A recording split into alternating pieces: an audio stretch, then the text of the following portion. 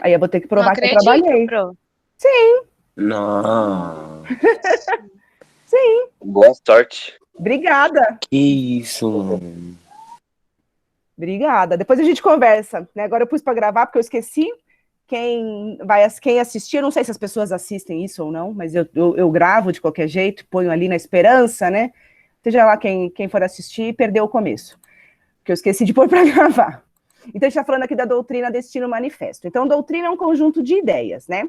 Então, quando você fala de doutrina religiosa, como foi o exemplo do Felipe, você tem lá a religião, você tem um conjunto de ideias religiosas. Então, por exemplo, os católicos não comem carne vermelha na Sexta-feira Santa. É parte da doutrina do católico. Os muçulmanos, um mês por ano, é o mês do Ramadã, eles fazem jejum. Eles não podem comer nada durante o dia, também é uma parte da doutrina religiosa deles. E você também tem doutrinas econômicas, né, que são regras de como uma pessoa acredita que a economia deva funcionar.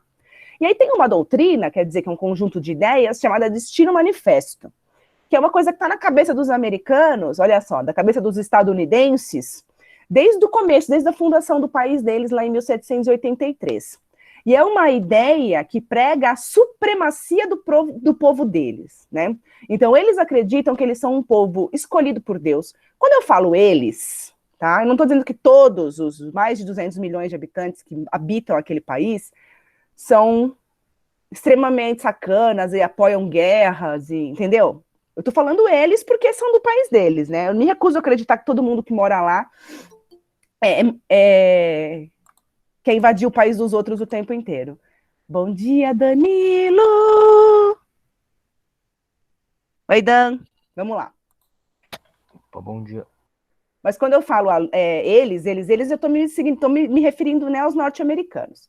Então, o que eles acreditam? Principalmente aqui nessa época, em 1783, né, os fundadores dos Estados Unidos, né?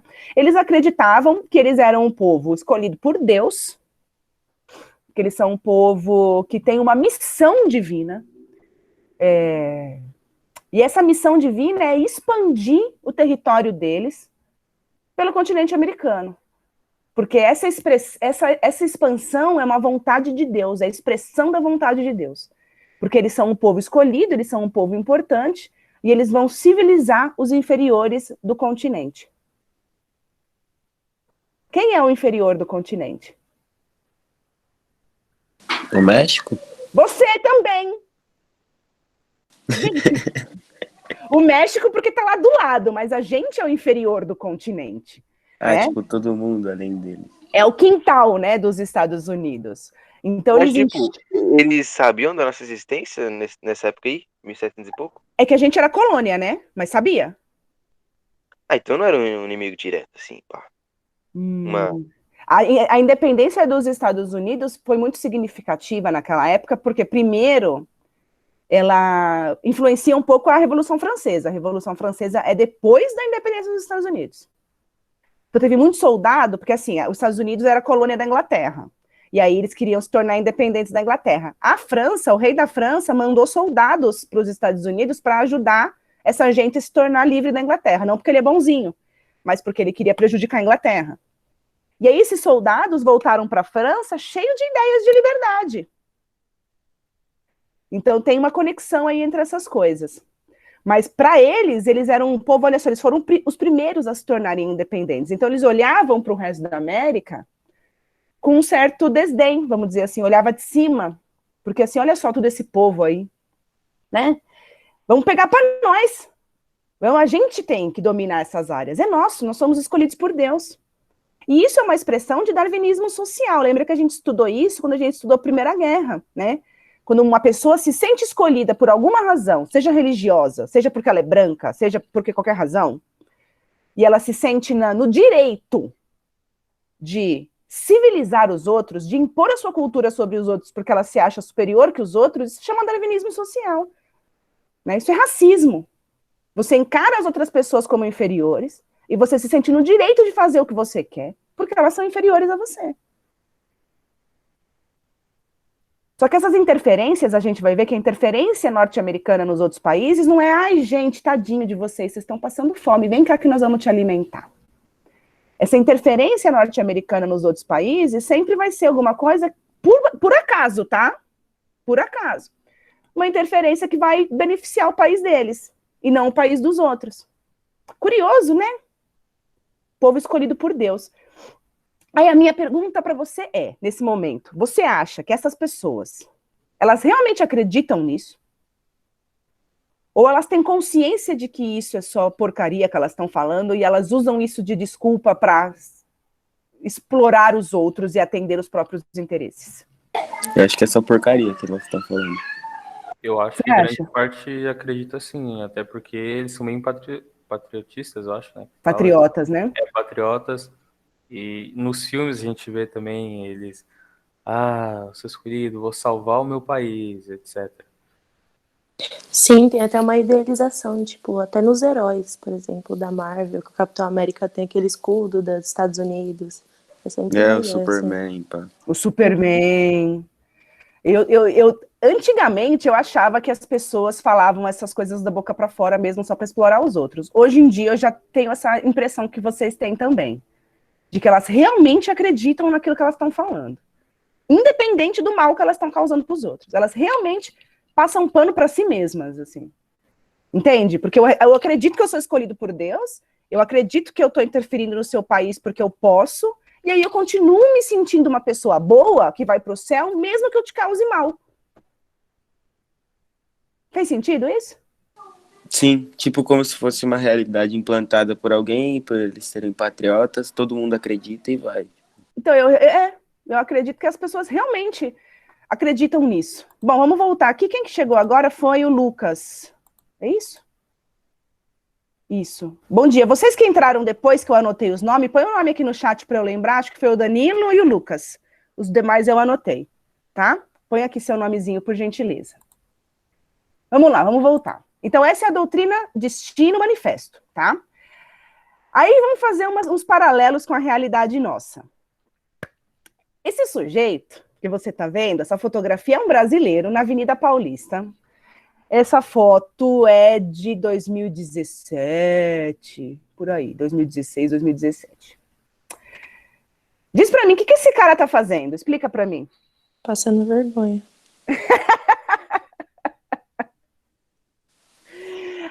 Aí eu trouxe essa foto e eu trouxe uma frase de um presidente norte-americano que eu não vou me lembrar agora qual foi, né? Logo lá no início dos Estados Unidos, né? Lá no início da história independente deles. Olha o que ele escreveu. A raça pura anglo-americana. Então, olha só a ideia de eugenia, né? A ideia de superioridade racial. Está destinada a estender-se por todo o mundo com a força de um tufão. A raça hispano-mourisca será abatida. Vocês entendem o que é hispano-mourisco?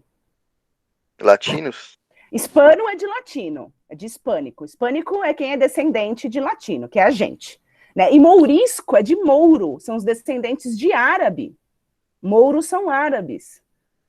Então, na cabeça deles, hispanos, que somos nós, e os mouriscos, né, os descendentes dos árabes, nós somos inferiores e deveremos, né, ser abatidos porque é o destino da raça deles.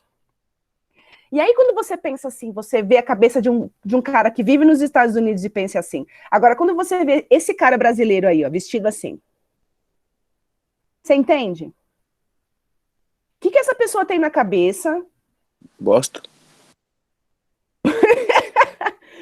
Porque, teoricamente, segundo a teoria doutrina manifesto, né, doutrina do destino manifesto, ele faz parte da raça hispano, né? Ele é o hispânico, ele é o latino. Como é que a gente aqui no Brasil se enxerga? A gente se enxerga como latino? Vocês se enxergam? Como outro bagulho. Mas, tipo assim, acho que... esqueci agora o que eu ia falar. Pode continuar aí. Não, eu tô fazendo uma pergunta. Como é que a gente se enxerga? Vocês se enxergam? É engraçado que, tipo, o maluquinho da outra foto lá, tipo, se desse alguma merda, os caras viessem pra cá matar todo mundo, ele também ia morrer, né? Então. Lembrei, professora. Fala. A fita do complexo de vira-lata. Complexo de vira-lata é uma coisa que a gente comenta muito, né? Então, quando a gente vai falar de imperialismo, como hoje, a gente vai ver que existem várias maneiras de dominar um povo. Então, tem povos que são dominados na arma. Tem povos que são dominados na mente. Estados Unidos não precisa nem fazer esforço para dominar o Brasil, para dominar o brasileiro. Isso aqui é uma foto do nosso presidente comemorando a independência do Brasil no ano passado. Explica para mim. Meu Deus. É difícil, né? Oi. Tá me escutando? Tô. Ixi, tá cortando, Lucas. Ai, deixa então. Eu vou tentar arrumar aqui, aí eu já falo. Tá. Aí eu já vou... Ah, você é do Agora segundo funcionou. RH, Lucas. Você tá no 3º ano. Oi? Eu sou segundo RH, professora. Sim, mas a aula do segundo RH foi 7 horas da manhã, meu bem. Nossa, Ele tá perdido. Você tá perdido no horário. cheguei um pouquinho atrasado, eu vou sair. Tá bom. Aguarda que você vai assistir essa aula ano que vem. Tá bom? Conversa com o pessoal da sua sala, pega o horário direitinho. Aí por causa que mudou ontem, aí eu, tipo assim, por isso que eu tava vendo o grupo, não sabia. É. Aí, desculpa, nossa, por isso que eu tava vendo um monte de gente, falei, ué, que tu tá? Tá, depois você me chama lá no grupo, eu te explico, eu te mando direitinho os horários, tá bom? Tá bom, tchau, prof. Tchau. Falei, ué, segundo RH foi 7 da manhã. Tinha 5 pessoas. Hoje de manhã. É que 7 da manhã é complicado, 7 da né? manhã, Pra acordar, eu acordei pra acordar 7 da manhã. 6h30 pra você estar na aula. Eu acordei 7 da manhã, eu não consegui. Eu falei, não, eu não vou ver essa aula. Você é Eu louco? acordei 7h45, falei, mano, nem ferrando que eu vou entrar na aula. Eu acordei, mas não dá coragem pra. Então, Eu falei, mano, nem... até levantar já vai ser às 7h15. Aí eu já vou estar atrasado mesmo. Professora, 7 da manhã é muito ruim. Mas tem que tentar, gente. Que aula que vocês Ah, não. tinham hoje às 7 da manhã? Geografia. De geografia, professora, pelo amor Alguém O entrou na aula sono. dela? Melhor que a de inglês, O né? sono. Pô, ela passou um Bom. vídeo todo doido lá, mano. Não, melhor que a de inglês, vamos ser sinceros, né? Que a de inglês é Gente, vocês estão gravando. Shhh, da hora, é da hora. da hora. Não, essa aula aqui vai ficar, eu não ponho ela pública, fica tranquila. Eu ponho publicar não, professor, porque você falou bosta também, aí a gente tá ligado? Eu deixo o link só para quem tem o link, pode deixar. Esse aí. Bom, então aqui a gente parou no nosso presidente comemorando a independência do nosso país com a bandeira do país dos outros. E aí, o dia que a gente tiver uma explicação, uma boa explicação para isso, por favor, me liga, me explica, e me explica também por que 35% da população do nosso país apoia isso. Aí, se você conseguir explicar tudo isso para mim, eu vou ficar mais tranquila, eu acho. Ou mais triste, não sei. Porque eu ainda não consigo compreender, assim, 100% o que diabos acontece na cabeça das pessoas. Agora vamos voltar para os Estados Unidos de verdade, né? Não quem se acha americano, né? Estados Unidos de verdade. Isso daqui é um quadro de 1872, chama Progresso Americano. O que você entende olhando essa obra? Porque é uma obra simbolista, assim, ela não é uma obra realista, ela quer passar uma mensagem. Que eles estão sendo apoiados por um ser celestial, sei lá. Sei lá, que um ser celestial tá dando liberdade pra eles, alguma coisa assim. Dá uma intenção de liberdade nessa pintura. Ou até proteção, né? Ó, vocês estão vendo isso daqui? Vocês já assistiram um filme dos Estados Unidos de Velho Oeste? Já, é Ah, tudo igual. Mas você tá vendo isso aqui, ó? Uhum. Ó, isso daqui é aqueles filmes, não lembro o nome disso, não sei como é que chama isso, eles chamam de wagon, tipo uma carroça com uma coberturazinha, né? Isso daqui mostra os caras expandindo o território. Então, os Estados Unidos começou do lado leste e expandiu para o lado oeste. Então, você vê que a pintura está nessa direção. E aí você está vendo essa mina flutuante aqui, esse anjo, não é o anjo, essa mulher, ela está representando o progresso. Então, olha só o céu do lado de cá, onde ela já passou, e olha aqui o céu onde ela não passou ainda. Então, o que essa representação está nos dizendo? Que aonde passa, né, o povo escolhido por Deus, o progresso é levado. E aí o céu clareia. Olha só, aqui é escuridão, indígenas, e aqui o progresso americano trazendo coisas maravilhosas para o mundo.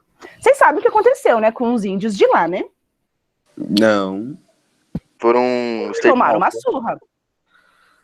A gente tem o assassinato daquela gente, eu acho assim, o extermínio daquela gente foi muito significativo também, assim como aqui no Brasil. E aí hoje tem algumas áreas que são áreas indígenas, tal, e tem até hoje tem treta, que tem gente que não aceita que aquelas áreas indígenas sejam indígenas, tem gente que não aceita que o indígena hoje em dia é dono de cassino. O que você quer? Que ele volte a morar na Oca depois de ser destruído toda a vida deles? Então fica complicado, Pois é. né? Aí, mano, Então, ainda bem que eu não nasci nessa época de guerra, não, mano. Não ia ter coragem de matar ninguém, não. Eu ia falar, foge aí, mano. Sai fora, depois a gente conversa. E se você lê os livros dessa... Não precisa ser dessa época, mas livros que falam sobre a expansão norte-americana para o oeste, tem muita... Os comentários sobre os indígenas são extremamente racistas. Tipo, das meninas usarem um chapéuzinho.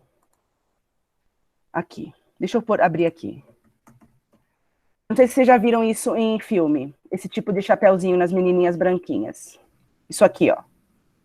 Já. Já bastante. Esse aqui, tá vendo? Esse chapéu, esse formato é para proteger o rosto do sol. Para você não se queimar. Até aí você pensa câncer de pele, né? Você que é inocente. Aí você vai pesquisar, e aí você começa a ler certas coisas, e você vê que é para você não ficar com cor de índio. Então, eu li uma série de livros dessa autora aqui, a Laura Ingalls. Né? Quando eu era criança, são livros super bonitinhos, né? Quando você é criança. E ela conta, a família dela era uma família de colonizadores, assim, né? Que ia expandindo, que ia procurando terras pelo território e tal. E aí ela vai contando, é uma série de livros. E aí ela conta, tem alguns comentários que, quando acontece, assim, algum encontro com indígena e tal, os comentários que a mãe dela fazia. Tipo, põe o chapéu para você não ficar da cor do índio. Ou cuidado com aqueles selvagens! Então, assim, são comentários bem racistas, bem racistas. E são livros da época, se vocês se interessarem algum dia em pesquisar as coleções dela, né, da Pequena Casa na Floresta, Pequena Casa não sei aonde, são livros da época, quer ver? Ela nasceu em 1867, então ela viveu, a família dela foi uma dessas famílias que foi migrando, buscando terra. Né, e aí vai tentar plantar, vai tentar ali colonizar a terra, porque naquela época, assim, você ia para aquela região do oeste, porque o governo incentivava que você fosse para ocupar a terra, né, para chamar de Estados Unidos, né, para ocupar, para se livrar dos indígenas e para ocupar. Então, incentivava as pessoas a irem, você tinha que ir morar naquela região por uma determinada quantidade de tempo, plantar, produzir ali para a terra virar sua, né, para você ganhar legalmente ali, de acordo com o governo, a posse de terra. Então tem bastante coisa disso para quem se interessa. Bom, vamos voltar aqui agora para a doutrina Monroe.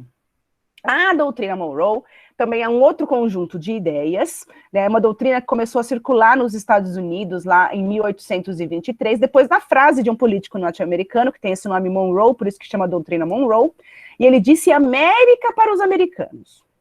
O que ele quer dizer com América para os americanos? Toda a América para os americanos, tipo, para quem é dos Estados Unidos. Tá, encontra quem? Eles estão brigados ali com quem? Não é com a gente, porque em 1823 a gente acabou de ficar independente, não é da gente que eles têm medo. Não tem até hoje, mas enfim. Quem que eles estão enfrentando ali? O pessoal da América do Norte, pá. Os ingleses? A Europa, os europeus. Porque os europeus também são imperialistas, né? Os europeus dominavam a América, e eles estão perdendo o domínio desses países americanos passo a passo. Tanto que depois eles vão colonizar a África, que a gente falou disso lá na Primeira Guerra.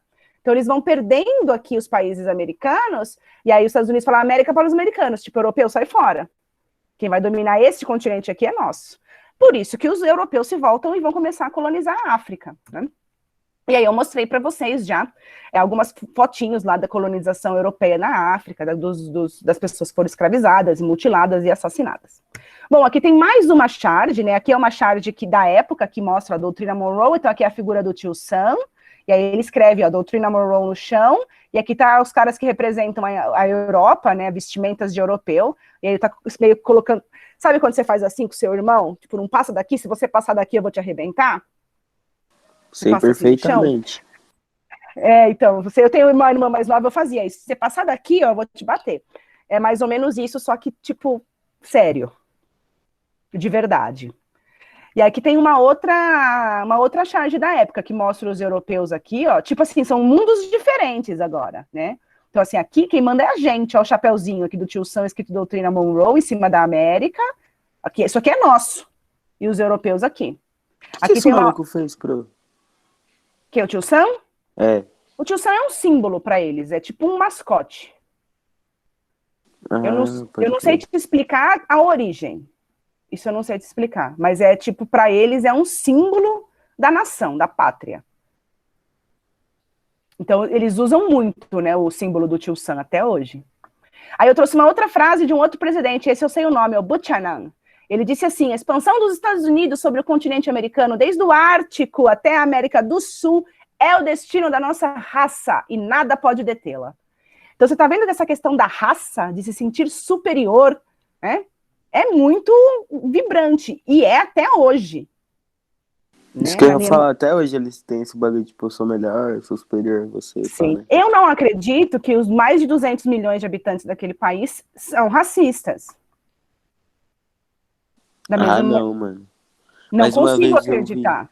Uma vez eu vi um caso de um cara que ele era negro, e ele tava gravando um vídeo no condomínio que ele morava, e a mulher achou que ele era um cara estranho, que não morava lá no condomínio e tal. Começou a falar que se ele continuasse gravando ia chamar a polícia, com uns bagulho nada a ver, mano. Sim. Ser negro nos Estados Unidos, até hoje, não é bacana. Tudo bem que aqui a gente mora no Brasil, né? Então é até a hipocrisia da gente, né? Ser negro aqui no Brasil também não é muito bacana. Pergunta pra galera que vive nas comunidades que a polícia entra na sua casa, atira na barriga do seu filho de 8 anos, que tá dentro da sala, e acabou, fica por isso mesmo. Então, assim, né? Muito complicado ser negro ainda. Outra coisa importante da gente saber, conhecer, é a política do Big Stick. Vocês entendem a expressão em inglês aqui, Big Stick? Grande pau. Grande pau.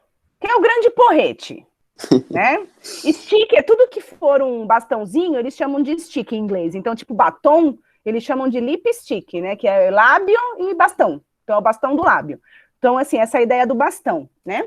Então, você tá vendo aqui mais uma charge do tio Sam sobre a América todinha, com um grande porrete na mão, escrito aqui Doutrina Monroe no porrete, quer dizer, tipo, América para os americanos. Essa política do Big Stick que foi implantada por esse sujeito aqui, por esse presidente, o Theodore Roosevelt, em 1904. E chama a política do Big Stick porque a partir de agora os Estados Unidos não vai só ficar falando: ai, nós somos tão especiais, eu sou uma fadinha especial. Não, a partir de agora eles vão começar, de fato, a interferir militarmente em outras nações. Para quê? Para salvar essas nações de seus governos horrorosos, gente, seus governos opressores.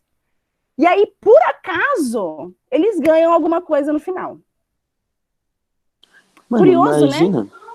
Imagina se toda essa merda que eles pensavam desse certo, assim, tipo, 100% certo, todo mundo tendo a mesma doutrina, assim, dos caras, pá, ia ser mó brisa, Mas né? deu certo, de certa maneira. Olha o seu país, olha como a gente comemorou, o presidente do nosso país comemorou a independência no passado, com a bandeira dos caras. Aqui eles não precisam nem vir intervir militarmente. Aqui as pessoas... mesmo, né? Aqui, se os caras invadirem aqui, os caras vão falar: entra, filho, vem tomar um café. Capaz se eles matar tudo, uma parte de gente, os caras falam, não, é que eles têm um motivo pra fazer isso. São os comunistas, os gaysistas, e blá, blá, blá, blá, blá, blá, blá, blá, blá, blá. É esse papo. E isso é ideológico, é um domínio ideológico. Então, muito bem, a política do Big Stick, na real, é os Estados Unidos, nós vamos começar a interferir militarmente no país dos outros para atender os nossos interesses econômicos. Então, eu tenho mais aqui duas charges da época que mostram, né, a cara do Roosevelt, do Theodore. Ó a carinha dele, ó, o óculos. Aí você reconhece ele nas imagens, ó. Então, aqui ele tá descendo o porrete, ó. Nova diplomacia, tá escrito aqui, a diplomacia, no porrete, na galera. E aqui ele tá cercando o Mar do Caribe, porque os primeiros locais que eles vão interferir é especialmente na América Central, aqui no Mar do Caribe. E aí entra a questão do Panamá. O Panamá foi um país meio que criado por causa da interferência norte-americana. O Panamá era parte da Colômbia, os Estados Unidos vai intervir aqui para separar essa parte, para ter um país diferente, para que eles pudessem explorar esse país. Então você tem aqui uma charge que mostra um Panamá, um bebezinho, ó. E o tio Santa, que bonitinho. Porque os Estados Unidos criam esse país para si, né? E o que tem aqui no Panamá que é tão legal que os Estados Unidos quer tanto nessa região? Ajudar os pobres? Petróleo? Não, não é petróleo. Dessa vez não é petróleo. Você já viu aqueles memes que tem assim, tipo, um cara vai no médico, faz exame de sangue e fala, o médico fala, você tá com muito colesterol no sangue. Aí depois aparecem uns soldadinhos americanos, né, procurando assim, óleo no sangue das pessoas. Porque onde tem óleo, eles estão. Ouro também não, Kaique. Eles estão. Aqui no Panamá, eles vão construir um canal. Então, olha esse mapa aqui. Que os Estados Unidos, olha o tamanho desse país. É bem grande, né? Se você produz uma mercadoria aqui, você vai ter que atravessar o país inteiro para ela chegar aqui. Ou se você quer mandar a mercadoria daqui para a Ásia, você teria que atravessar tudo isso daqui por terra, muito gasto, ou você teria que pôr num barco e fazer esse barco dar toda a volta pela América do Sul. Então, essa era a rota que você tinha para ligar a costa leste à costa oeste norte-americana. O que você faz? Você causa uma treta lá na Colômbia, você separa uma parte da Colômbia, você cria um país que tem uma geografia muito interessante. É uma geografia, assim, que tem uma partezinha que é bem estreita, tá vendo? Que tem aqui já uma... Aí você vai lá e cava e constrói um canal. Quer dizer, uma ligação, uma abertura na terra entre um lado e outro do país. Aqui, ó. E aí, ao invés de você ter que fazer toda essa volta aqui, agora você faz essa. Os franceses tentaram fazer isso nessa região, não conseguiram, rolou uma epidemia, um surto lá de uma doença na época, morreu tudo a galera que estava trabalhando. E aí os Estados Unidos veio e tomou posse, tomou conta disso. Então eles construíram o canal do Panamá e chamou aquilo de meu. A gente que construiu, foi um investimento meu, então é nosso. Então os Estados Unidos pôde usar esse canal, acho que foram 100 anos, começou acho que em 1914 a construção, se não estou enganada. Foi agora, pouco tempo atrás, que passou a ser do Panamá. Então, eles tiveram a posse disso por muito tempo. Então, os navios norte-americanos podiam cruzar aqui livremente, poderiam cobrar pedágio dos navios dos outros. Só para vocês terem uma ideia, né? O canal do Panamá, né? Você tem o Oceano Pacífico de um lado, o Oceano Atlântico do outro. Eles construíram artificialmente um canal, né? No meio da terra, um lago artificial, para que pudesse ter acesso do mar de um lado para o outro. E aí, para você entrar no canal, tem todo um processo, né? Tem esses degraus, vamos dizer assim. O navio entra aqui, enche de água, levanta, vai para o próximo bloco, enche de água, vai para o próximo bloco. Aí o navio atravessa o canal e desce do outro lado. Isso é uma foto do canal do Panamá. Então, você está vendo? Ó? Os caras cavaram, fizeram um lago artificial. Isso aqui já é a saída, ó, do lago, tá vendo? Aqui são os degraus para o navio sair do outro lado.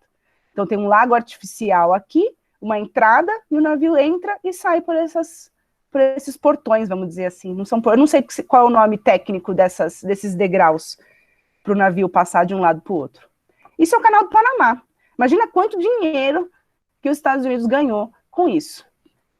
Mas não, eles só fizeram isso para ajudar o povo que era oprimido. É o povo muito oprimido ali na Colômbia, eles foram ajudar. Não é isso que eles falam? Eles foram levar a democracia, gente. Meteram o louco.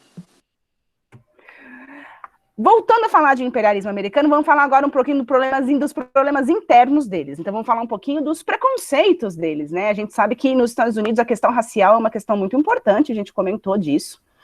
E já foi muito pior, né? Porque existia segregação em muitas cidades norte-americanas, né? E aí tem uma coisa lá nos Estados Unidos que eles chamam de WASP, né? Que é White, Anglo-Saxon and Protestant, que significa branco, anglo-saxão e protestante. E isso lá é tipo a nata da sociedade. É isso que os caras consideram a raça pura deles. Né? Então, o cidadão é branco, o cidadão é protestante, e o cidadão é descendente dos povos anglo-saxônicos, né? Que é o norte da Europa. Não é tipo latino, tipo nós, não é tipo a gente que é descendente de espanhol, de português, não, eles estão falando da galera bem branquinha ali, aquela galera que é rosa, tá ligado? Que é branco-rosa. Aquela galera white, né? Isso, aquela galera que é rosa porquinho, sabe quando a gente pinta de lápis de cor, a gente pinta as pessoas brancas de rosa quando a gente é criança? Vocês pintavam as pessoas brancas de rosa? Sim. Chamava até de cor de pele. Ou de laranja. E chamava de cor de pele. Deixar em branco não dava, né? Tipo, Então, mas senão eu a pegava professora quando falava eu pra era... pintar. É. Exato. Mas eu pegava o lápis branco quando eu era criança e eu ficava esfregando.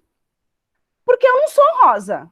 Na minha cabeça eu não entendia porque eu tinha que passar o rosa em Isso era mim. diferente, então, hein? Não, mas eu passava o branco, eu não me sentia de outra cor, mas assim, rosa eu sou porco, sabe? Eu não pensava na época, eu não sou um porquinho. Hoje quando eu vejo a pessoa pintada de rosa porquinho, eu penso, nossa, parece um porco, não parece um ser humano, né? Porque é da cor do porquinho, né? Da mesma cor que o porquinho. E eu passava o lápis branco, assim, o lápis branco não pega, o lápis branco não serve para pintar, ele serve para você fazer coisas, detalhes em outra cor.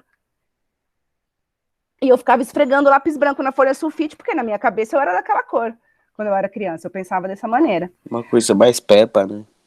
Então, o branquinho é uma coisa mais pepa, uma tendência diferente, o rosa. E aí, quando você vê esses cidadãos norte-americanos, esse pessoal do norte da Europa, eles têm a cara meio rosada. Aí você entende que até isso a gente é muito dominado, a nossa cabeça é tão dominada que a gente enxerga a cor de pele branco dos outros, porque não é nem o nosso branco. É muito bizarro. Porque nem a gente se enxerga branco como eles, né? É muito louco. E aí, perdão.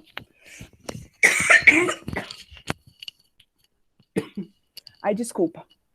Eu trouxe aqui algumas imagens para mostrar a segregação do povo negro nos Estados Unidos. Não eram leis federais, mas existiam leis, nós vamos conversar sobre isso mais para frente, existiam leis em algumas cidades, em alguns condados norte-americanos, que segregavam as pessoas negras, segregar mesmo, tipo, as pessoas negras não poderiam frequentar os mesmos ambientes das pessoas brancas. Então, aqui você tem o teatro, esse teatro aqui é cinema, tá? Eles chamam de teatro. Rex Theater, for Colored People. Colored People é pessoas de cor. Por isso que é extremamente racista você fazer assim para uma pessoa negra, ó, de cor. Gente, isso é horrível. É uma expressão horrorosa, como se eu fosse transparente, eu não tenho cor. Claro que eu tenho cor, né? Então, essa expressão pessoa de cor é uma expressão extremamente racista. Então, esse teatro aqui, esse cinema, era frequentado por pessoas pretas. Pessoas brancas não iam lá, porque elas eram muito especiais. E as pessoas pretas, provavelmente nessa localidade, eu não sei onde esse teatro ficava, eram pessoas que só podiam frequentar esse cinema e não os outros. Tinha alguns lugares, ó, que o negócio era bem nojento, ó. Você tem 2 bebedouros aqui. Um tá escrito white, o outro tá escrito colored. Então os negros não podiam beber água do mesmo bebedouro que pessoas brancas. E aí você tem lugares que os negros não podiam se sentar na parte da frente do ônibus, só na parte de trás, e quando um branco entrasse, os negros tinham que se levantar para o branco sentar. A gente tem escolas que só podem ser frequentadas por pessoas brancas. Então, assim, era uma coisa bem segregante, que segregava muito. Essa imagem aqui que eu trouxe para vocês... Conheço dessa menininha. É a Ruby Bridges. A gente vai falar dela também mais para frente. Ela foi a primeira menina norte-americana negra. A família dela entrou na justiça e eles ganharam o direito. Ganharam o direito? Eu não consigo me expressar. Enfim, a menina conseguiu ir para a escola. Porque a escola que ela morava, o bairro onde ela morava era um bairro de branco. E só podia ir branco. Ela não podia ir. Aí a família entrou na justiça e ganhou. Pode ir para a escola. Quando a Ruby Bridges foi para a escola pela primeira vez, ninguém foi para a escola, né? Os familiares, ó, das crianças fizeram protestos, né? Teve professora que se recusou a dar aula para ela. Essa menininha aqui foi criada por pessoas racistas, por isso que é racista, senão não seria, né? Ninguém nasce racista. Aqui na plaquinha dela fala, nós queremos nossa escola branca. E aqui, esses 3 caras que estão do lado da menina, esse, são 3 agentes federais que estão cumprindo a lei. Eles estão lá escoltando a menina de 8 anos para a escola, para ela não sofrer nenhuma violência. Então esse é o nível. Mano, ser escoltado para a escola... Aos 8 anos. Para você não apanhar. Para você não ser agredido porque você é preto. Porque você nasceu preto. É isso. Aí você sabe, né, que a gente teve a Revolução Russa em 1917, e a partir de 1917 a Rússia se tornou inimiga dos Estados Unidos. Né, a Rússia tem o bloco capitalista e o bloco comunista. A gente vai falar disso mais para frente também. E aí, nos Estados Unidos, que é um país capitalista, começa a questão do comunismo. Tudo é comunismo. O comunismo vai destruir a sua família, o comunismo vai roubar as crianças, o comunismo vai não sei o quê, não sei o quê, não sei o quê. E aqui você está vendo um protesto de pessoas brancas para impedir que pessoas negras acessassem a mesma coisa que eles já tinham acesso.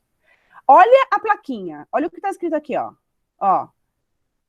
Miscigenação racial é comunismo. Mano, Tudo é comunismo. Para essas pessoas que têm esse tipo de mentalidade, tudo aquilo que elas não querem, que não lhe agrada, é comunismo. E elas usam isso de discurso, porque o comunismo é uma coisa muito horrível que vai acabar com a sua vida. Aqui está escrito, aqui nessa outra placa, tá, ó, parem miscigenação racial. Marcha de Cristo. Então eles estão usando o nome de Deus. Então isso aqui é tudo gente de Deus, ó. Pedindo para acabar com a miscigenação racial. Eles são tudo pessoas de Deus maravilhosas, elas não são racistas. Imagina! Vocês não ficam puto? Desculpa a palavra, vou ter realmente... lógico. E vocês que são negros, vocês ouvem tudo isso, como é que vocês se sentem? Triste, né, professora? Porque, tipo, até hoje é assim, né? Não é raiva que você sente? É só tristeza? Nossa, raiva também, professora. É tudo, né? Mano, juro, se eu fosse os negão da época, mano, pegar um taco de beisebol e sair dando paulada em todo mundo, a rodo, mano, sem medo, sem... Vai ter muita treta. Dá vontade de enfiar uma bala no meio da fuça deles, Kaique. Eu não consigo nem imaginar, porque assim, eu sou uma pessoa branca, então é óbvio que eu não sofro racismo nenhum. Então, assim, mas só de ver isso, eu já me sinto... Eu falo, meu, não é possível um negócio desse. Aí eu imagino você, que entra num shopping ou numa loja, e tem que passar por isso hoje. Na sua casa, no seu bairro. E o sentimento que isso deve gerar. Porque é horrível. De verdade, mano, tipo, a polícia te parar, te embaçar por uma par de nada, só porque você é negro. preto. Nossa, de verdade, professora. Meu pai, ele vive sendo parado pela polícia, tipo, enfim, né? E o seu pai é um pai de família, que trabalha de moto, porque tem que trabalhar, eu sei que ele faz delivery. Sim. E ele tem que ser parado pela polícia por causa da cor da pele dele. Tipo, nossa, professora, ele nem saiu. Tipo, ele tava aqui na nossa rua, ele foi parado. Ele tava fechando o portão, assim, enfim, né? E esses dias, mano, eu tava na rua à noite, e aí eu vi 2 viaturas parando 2 motoboy. 9 policial pra 2 motoboy. 9 policiais pra 2 motoboy. Eu fiquei tipo, mano, não tem o porquê. Não tem o porquê. Aí eu passo olhando pra polícia, os caras olham pra mim, eu falei, melhor olhar pra parede, porque senão os caras vão embaçar comigo também. Vai embaçar com você também. Mas, mano, tipo, 9 pessoas pra 2. É surreal. E ainda levaram a mochila do motoboy embora. Tipo, vixe. E deixaram ele lá. Agora, se você tivesse sendo assaltado, não tinha polícia. Ah, não. Nem aparece. Aí Tava não tem fazendo ronda em outro lugar. É complicado porque fica difícil defender a polícia do nosso país, né? Fica bem difícil. Vamos falar um pouquinho mais da intolerância, né, com os negros, que é o KKK, né, o Ku Klux Klan, que é uma organização norte-americana. Aqui eles estão comemorando, ó, eles são de 1865, aqui eu não sei o que... é ruim. Isso, essa roupinha que eles usam, eu não entendi as datas, porque aqui tá falando, são 100 anos, e eles falam que eles estão comemorando 50 anos, né? Ó, ontem, hoje e para sempre. Eles vestem essa roupinha horrorosa, e é um movimento extremista. Então, eles são nacionalistas, quer dizer, Estados Unidos acima de tudo. Eles são brancos, acima de tudo. São extremamente machistas também, né? Eles são anti-imigração, então odeia o imigrante. Então, o latino, o chinês, todo mundo que vai para lá, ninguém presta. Quando eles vêm interferir no país dos outros, pode, porque é legal, porque é o destino deles, porque eles são escolhidos por Deus. Quando alguém...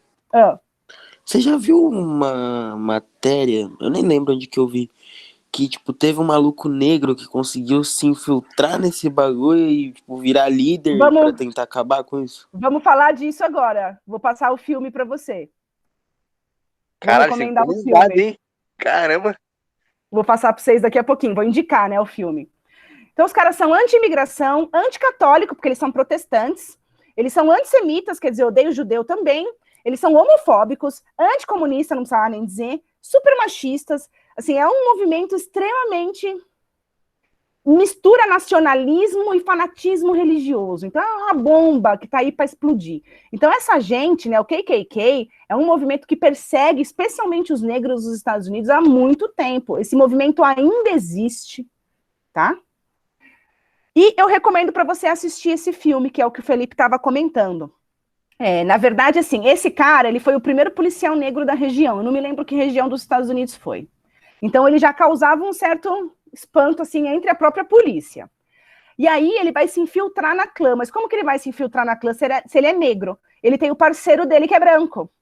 Então, ele liga, ele faz as ligações, ele liga lá na sede do KKK e fala, mano, eu odeio preto, não. E os caras, vem cá, irmão, vem conhecer a gente. Só que ele é preto, ele não pode ir. Então, ele vai lá e manda o parceiro dele. Só que esse parceiro dele, branco, ele é descendente de judeu. Então, ele tem que mentir o nome dele, porque o nome dele é um sobrenome judeu, então ele também tem que meio que se esconder, porque os caras não só gostam deles. Você tem que ser igualzinho a eles. Eles são a régua que mede o mundo. Se você não for branco... que odeia latino, que odeia católico, que odeia judeu, que odeia viado, que odeia comunista, você não presta. E odeia preto, não pode esquecer, tá? Esse filme chama Infiltrado na Clã. É muito bom. É muito bom. Recomendo, procure, assista, porque vale muito a pena. E o mais legal ainda é que quando o filme acaba, o diretor do filme, que é um homem negro, né, o Spike Lee, ele faz um paralelo, porque isso daqui é década de 70, né? Essa história é da década de 70. Então, ele faz um paralelo entre a história com a história mais recente dos Estados Unidos. Então, ele põe várias cenas de protestos do movimento negro e de gente branca que sai na rua hoje nos Estados Unidos para pedir que os negros, sei lá, deixem de existir, não sei. E aí ele faz esse paralelo, eu tô até arrepiada de contar, é muito, muito legal. Recomendo muito. Esse filme concorreu ao Oscar e perdeu. Foi o maior crime, na minha opinião, do Oscar até hoje, que tinha que ter ganhado aquele ano. É muito legal. Assista. Que horas são? A gente tem tempo? Ixi, não muito, né? Acho que as 2 aulas são com você. Sim, mas já são 20 para as 11. Bom, eu vou ir até as 11 horas, que é o horário. Aula com outra pessoa, não tem? Tem matemática. 11h05 é aula de matemática. É 11h05. Então, quando for... Tem 20 minutos. Então, quando for 11 horas, eu paro, tá bom? Então, vamos falar um pouquinho agora. Essa questão também do imperialismo americano vai agora entrar junto com um período que a gente chama de entreguerras, né? Dá para entender o que é entreguerras, né? Pelo nome. Não? Sim. Período entre as guerras, né? Entre as guerras, entre a primeira e a segunda. Então, é o período que vai de 18, que é o fim da Primeira Guerra, até 39, que é o começo da Segunda Guerra. Então, a Europa, como é que a Europa está? A Europa está destruída após a Primeira Guerra, porque a guerra foi lá. Então, você tem muitos países que estão com regiões inteiras destruídas, um monte de soldado, um monte de homem que foi perdido na guerra, um monte de gente que morreu, um monte de gente que ficou inválida na guerra, que perdeu as pernas, braços, sei lá eu, olho, e ficou... e eram pessoas jovens, né, que voltaram para os seus países e não conseguem agora trabalhar, não conseguem se reinserir na sociedade normalmente, porque elas ficaram inválidas, né, o corpo delas foi destruído. Então você tem um cenário muito de desesperança na Europa, a Europa está triste. E aí o que a Europa vai fazer, os países europeus vão fazer? Para poder se reconstruir, pedir empréstimo. E aí para quem que eles pedem empréstimo? Para mim?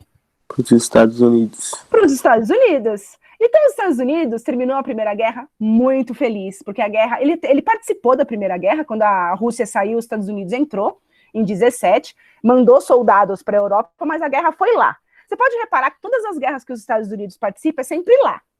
Nunca é aqui, é lá. Você manda os caras lá, bombardeia lá, tira lá. Os Estados Unidos tem uma bombinha em cima.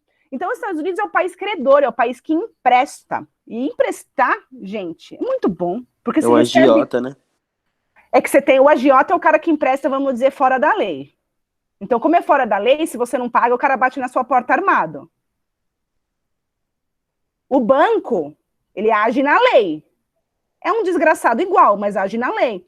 Então, o banco não vai bater na porta da sua casa armado. Ele vai tomar a sua casa com o poder da justiça para você pagar a sua dívida.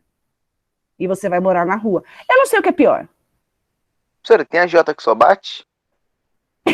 Deve ter, não sei. Graças a Deus, eu nunca precisei pegar dinheiro com agiota. Vai ver. Se for só que bate, tudo bem. Apanhar, eu topo, né? O problema do agiota é esse. O cara, ele te empresta dinheiro, só que se você não devolve nos prazos, é ilegal o negócio, né, gente? É tipo tráfico de drogas. Se você não pagar a sua dívida, o cara vai atrás de você. Então, quando a coisa é ilegal, envolve esse tipo de violência. O banco, ele faz uma violência que é permitida pela lei, né? Então, você fez um empréstimo, por exemplo, você não conseguiu pagar, então o banco vai te processar, a justiça vai ser a favor do banco, porque você não pagou a sua dívida, e o banco vai tomar as suas posses para você pagar a sua dívida. Então, se você tiver um carro, uma casa, ele vai tomar de você para bater a sua dívida, e você, problema seu, se você vai ficar na rua, se você vai voltar a morar com a sua tia. Isso é um problema do indivíduo. Para mim é uma violência também, tirar a casa do indivíduo é uma violência. Mas a nossa justiça acha que isso é certo, porque a gente é governado, né, por pessoas que têm dinheiro. A gente não é governado por trabalhador, então a justiça é deles, a justiça não é nossa. Enfim, então os Estados Unidos é o país que empresta, é o país que tem indústria fornecendo, vendendo, produzindo loucamente muitas mercadorias, e é um momento de muito crescimento econômico. Então os caras estão vivendo, um sonho. Menina, que maravilha, estamos vendendo horrores, nosso país está muito maravilhoso, estamos ganhando muito dinheiro, viva! É o destino do nosso povo, finalmente se concretizando. E aí vai nascer o estilo de vida americano, né? O American Way of Life, que é o estilo de vida consumista, que é o estilo de vida do capitalismo naquele momento, porque você tem uma indústria que está produzindo muita coisa, vendendo muita coisa, então você tem que incentivar as pessoas a consumir. Então a gente passa a aprender a partir daquela época, e a gente também aqui, né? E as pessoas dos outros lugares do mundo, porque nós somos extremamente influenciados pelos Estados Unidos, porque nós somos um país do bloco capitalista, nós não somos um país que ficou aliado à União Soviética. Então a gente aprende que a razão do viver, para ser feliz, né, ser alguém na vida, é ter dinheiro para comprar coisas. O consumo é a realização da nossa existência na Terra, no sistema capitalista. Então aqui você está vendo uma família, ó, pai, a mãe, os filhinhos, até o cachorrinho é branco, no carro novo que eles tinham comprado. Aí aqui tá falando, there's no way like the American way, quer dizer, não tem jeito como um jeito americano, né? Não tem nada igual. Então aqui você tem mais propagandas, ó, família, né? Você tem 4 filhos, putz, quanta criança. Olha a fartura de comida, né? Olha a fartura de alimento, olha essa geladeira, e cheio de enlatado, cheio de produto industrializado. Isso era uma propaganda assim, meu Deus, isso aqui é felicidade, né? Poder comprar de tudo. Olha esse aqui, ó. Televisão, felicidade compartilhada por toda a família. Vamos lá, meninas. O que vocês enxergam nessa propaganda da televisão? O homem tipo, assistindo a TV de boa, se divertindo, e a mulher servindo ele. Olha que legal. Nossa, super divertido. Amei. Felicidade. Não é? Compartilhada por toda a família. Menos a mulher que está servindo você. Ah, não, ela está feliz porque ela está cumprindo o seu papel na Terra, que é servir o seu marido e a sua família. Aliás, os Estados Unidos é um país extremamente machista. A figura da mulher nas propagandas americanas, nas famílias americanas, é sempre a mulher subserviente, é sempre a mulher que serve o marido e a família. Aí você precisa ver as dicas de revista. Ai, meninas, é que eu esqueço de trazer essas coisas. Tinha uma revista que ensinava a mulher como ela tinha que fazer para estar sempre bem pro marido. Então, assim, tipo, antes você fez os serviços domésticos, antes dele chegar, se arrume. Ele não é obrigado a ver um caco de pessoa. Nesse nível. Não aborreça o seu marido com problemas domésticos. Então, assim, tipo, seus filhos estão se matando, não é problema do seu marido. Né? Então, assim, é uma coisa bem horrorosa, né? Bem horrorosa mesmo. Meu Deus. E aí a gente vai comparar, a gente vai falar disso mais pra frente, porque eu vou comparar, quando a gente falar de Guerra Fria, nós vamos comparar a visão que os norte-americanos tinham da mulher e o que os soviéticos tinham da mulher. E aí você, como mulher, você vai pensar, onde eu quero morar naquela época? Se eu vivesse naquela época, onde eu moraria? Bom, muito bem. Então, o estilo de vida americano se baseia no consumo. E quer queira, quer não, a gente acredita nisso até hoje. Estou errada? Não. Tem alguém aí? Não. Não é? A gente acha que ser alguém... Quando o cara compra... A gente, pelo menos aqui em São Paulo, a gente tem uma obsessão com o carro. Então, comprar um carro significa que o cara chegou lá. Eu não sei onde que ele chegou, mas é a questão social, né? Você compra um carro. Aquilo tem um peso na sua cabeça, mais na sua cabeça do que em qualquer outro lugar. Que você se sente importante. Então, a gente acha que a realização da vida na Terra é fazer compras. E isso é muito louco, porque isso reduz o ser humano. Então, o consumo, ele traz conforto e facilidade, isso é fato. Você tem um sofá mais gostoso, é fato. Uma TV com controle remoto é mais fácil do que ter que levantar. mas também traz status. Então você se sente alguma coisa, você tem uma posição em relação ao outro. E aqui no Brasil isso é muito marcante. Eu acho que nosso país, além de ser racista, é um país que odeia pobre. Então você tem aqui no Brasil uma classe média que não quer que o pobre melhore de vida, porque se o pobre melhorar de vida, ela perde o status que ela tem. O Wagner, sim. Não é? Se ferrar, moleque. Que foi? De repente O Wagner, vocês se xingaram. Wagner odeia pobres, cara. Fica falando que eu dei pra toda aula, mano. Não aguento mais. Não aguento mais. Fábio, ele não odeia pobre, ele odeia todo mundo. É diferente. É diferente. Todo mundo é pobre. Aí, ó. Ó o argumento aí, tá vendo? Mas vocês já repararam nisso?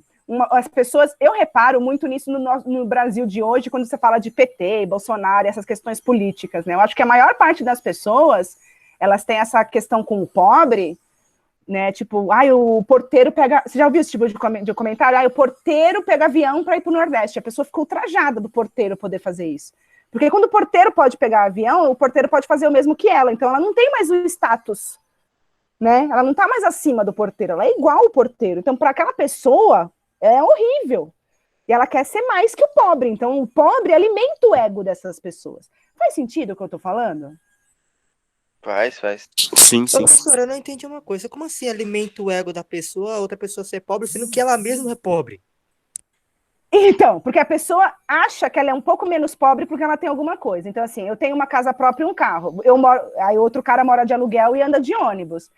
Eu me sinto melhor que ele. Eu me sinto, porque se o sentido da vida é consumir, e se aquilo que eu possuo faz de mim ser quem eu sou melhor que ele. Significa que eu sou uma pessoa melhor, ou que eu trabalhei melhor, ou que eu que eu dei mais sorte, enfim, a pessoa se sente uma pessoa melhor por ter alguma coisinha melhor. Agora, o seu comentário é muito interessante, porque aqui no Brasil, qualquer pessoa que tem um Corsa se acha rico. E é esse o problema. O trabalhador que ganha um pouco mais e que tem uma condição de vida um pouco melhor, acha que ele e a Ana Hickman é a mesma coisa. E aí ele menospreza o cara que anda de ônibus e tudo que ele tem é um Corsinha. É muito complicado. A mentalidade do brasileiro é construída de uma maneira proposital. Tudo isso foi muito proposital. A gente teve uma ditadura para construir nossa mentalidade dessa maneira. E é muito complexo, porque isso nos impede de enxergar os reais problemas que a gente tem e nos impede de criar reais soluções para os problemas que a gente tem. Porque a gente está viajando no comunismo, né? As pessoas estão com medo aí. Minha tia de 73 anos está toda doente em casa. Não vou postar esse vídeo mesmo. E a preocupação dela que ela posta na internet é o comunismo. Posta o vídeo pro... Que eu tô citando a minha família, melhor não. Já não falo com eles, né? Bom, muito bem. Então vamos encerrar antes da aula de matemática, né? O que o consumo, Professora, o que não vai significa ter, consumo? pode relaxar. Ou já ela pode foi mandar mensagem falando que cancelada. não vai ter. Ah, é? Sim, ela teve Pode problemas ir, técnicos tranquilo. aí, cancelou a aula. Então tá bom. Então eu vou ir mais um pouquinho, mas de qualquer maneira eu tenho que depois ir pegar ônibus e ir para outra escola. Então, de qualquer maneira, não dá pra gente ficar até meio-dia mais trocando ideia. Então eu vou chegar... Tá, vamos lá, do slide atual. Não, aqui. Então, o que é consumo? Consumo é, além de bens materiais, consumo também é cultura. Então, a gente consome cinema, por exemplo. Quando você vai no cinema, você vai ver filme da onde? Dos Estados Unidos. Estados Unidos. Hollywood é uma das maiores indústrias, né, de cinema. Então, imagina o quanto eles ganham de dinheiro. O mundo inteiro vai assistir os Vingadores. E o dinheiro vai todo para lá. Eles ganham esse dinheiro. O país deles. Eu adoro os Vingadores, pelo amor de Deus. Eu não quero falar mal dos Vingadores aqui. Não vou cometer essa heresia. Porém, a verdade é essa. Eles ganham muito dinheiro. O mundo inteiro manda dinheiro para lá. Então, a gente consome a cultura deles, a gente consome os comportamentos, a gente consome os padrões de beleza americano. Hoje em dia, eu não sei como é que tá para vocês meninas, mas quando eu tinha a sua idade, padrão de beleza eram as modelos norte-americanas que saíam nas revistas. Então, era um monte de mulher branca, alta, magra, com uma cintura bem fininha, peitão, loira de olho azul. E aquilo era bonito. E é o inverso do que eu sou. Porque mesmo que eu sou branca, e aqui no Brasil minha vida é muito melhor, Eu não sou loira, eu não tenho olho azul, eu não sou alta, eu não tenho a cintura fina, eu não tenho peitos grandes, assim, eu não tenho esse padrão de beleza. E é o padrão de beleza que a gente consome. Então a gente consome um padrão de beleza que pra gente é impossível, porque não tem como eu nascer loira. Não tem. Então a gente gasta dinheiro pra ficar parecido com aquelas pessoas. Hoje em dia elas são assim, falam que a gente tem que se aceitar. Se aceitar como se eu fosse uma coisa ruim, que eu tenho que me aceitar. É uma coisa muito louca. Então, mas eu não sei como é que é hoje esse padrão de beleza. Eu não sei, para vocês que têm 17 anos hoje, quem que vocês olham e falam, nossa, essa mulher é a mulher bonita, assim, é o exemplo de beleza. O padrão tá até hoje assim, né? Loira, branca e alta. Até aqui? Até hoje, para vocês? É claro que, tipo assim, O padrão não muda, o padrão não muda. É claro que, tipo, agora tá entrando, né, o padrão negro e tal, mas é muito... É porque se você perguntar pra mim, cita uma mulher brasileira que você acha mais bonita hoje, eu acho a Isa uma mulher muito bonita. Ela é. Não é? E os homens, hein? E vocês aí, o que padrão de beleza pra vocês? Michael B. Jordan, tio, você é louco. Tá louco, mano? E o Chris Hemsworth, como que é? Hemsworth. É, ele e o Michael B. Jordan. Pode parar que esse é negrão, hein? Os Os caras dois caras, é louco. Esses caras. Eles dois, nos últimos anos, estão ganhando os prêmios de homens mais sexys do mundo. Isso porque a mídia ainda não me conheceu. Mas, Por que tipo, você tá acompanhando isso, mano? Mas esses caras, tipo assim, são outro nível, esses caras. Tá louco, mano. Então, mas eu acho que a questão do padrão de beleza também é bem racista, né? Porque é sempre o branco. E aí eu penso assim... Mas você não viu os negão também, não? Caraca, o que morreu... Que fazia o Pantera Negra. Sim, o outro lá que fazia alguma Michael coisa lá. Jordan. Tá louco. Então, Michael B. Jordan Mas isso também é uma coisa mais atual. Com certeza. Porque assim, eu nunca fui particularmente racista. Então assim, eu nunca, quando eu era adolescente, ouvi uma piada de negro e ri. Só que na minha cabeça, quando eu pensava num homem e numa mulher bonita, eu pensava em pessoas brancas. E eu só fui entender isso muito depois. Eu comecei a enxergar, assim, olhar uma pessoa negra e achar ela tão bonita quanto, independente da cor da pele, muito tempo depois. Então eu tinha um padrão enraizado na minha cabeça que o bonito era uma pessoa branca. Quando uma pessoa negra era bonita, era uma pessoa negra bonita, não é uma pessoa bonita. Você entende o que eu tô querendo dizer? Então, pra mim, eu nasci nos anos 80, eu cresci nos anos 90. Onde tudo, você podia falar a merda que fosse, não tinha essa discussão que a gente tem hoje. Pelo menos não dessa maneira, né? Então, na minha cabeça, o padrão de beleza que eu tinha na minha cabeça era um homem e uma mulher branca. Hoje, não.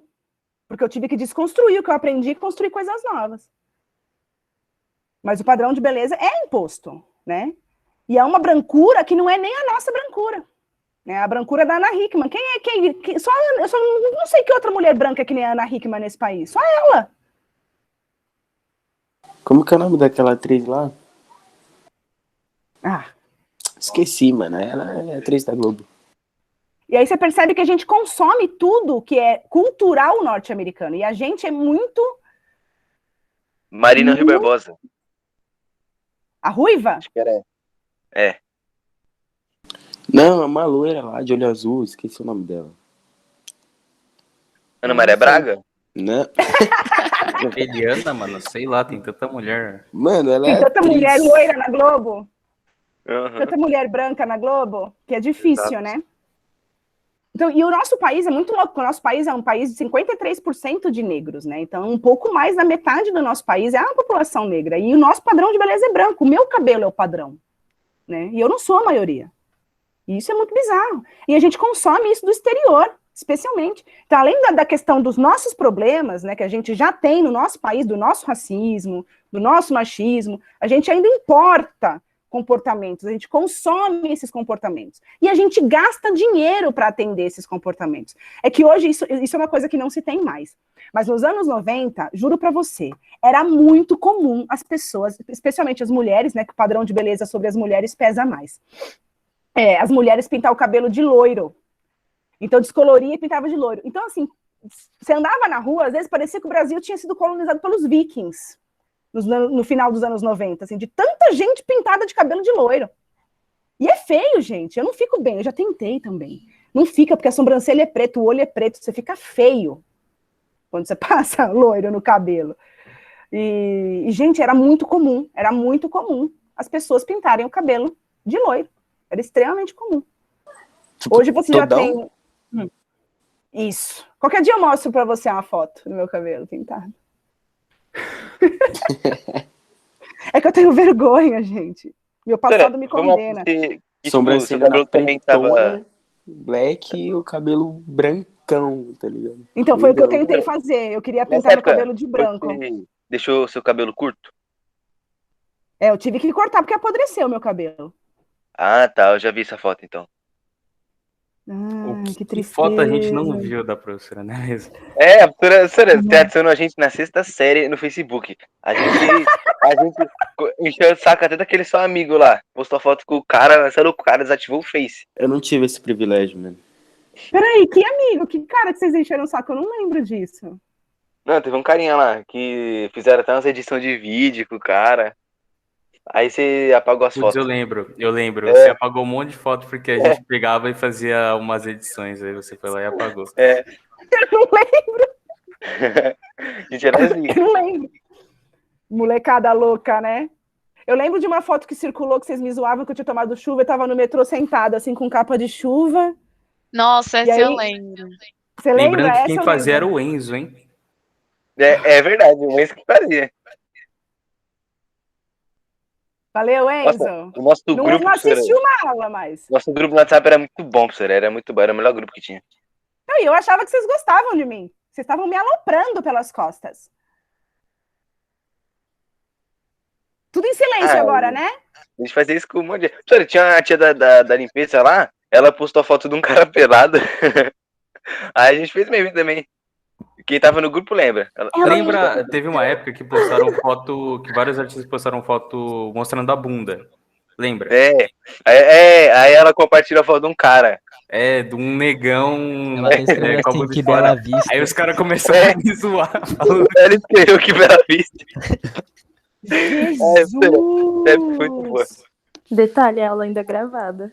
Então, essa aula não vai ficar pública. Não, vai ficar só para quem tem o livro. Daqui 30 anos a professora vai olhar essa aula e vai ficar tipo, mano, o que aconteceu nesse dia? O que aconteceu esse dia? Nossa, mas eu lembro que vocês me mostravam as coisas, mas de vocês fazerem edição e eu excluir a foto, eu já não lembro. Que cara?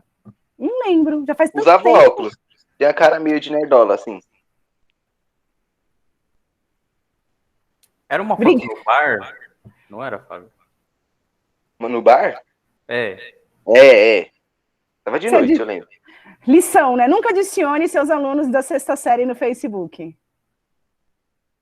Fica a dica. Vamos lá.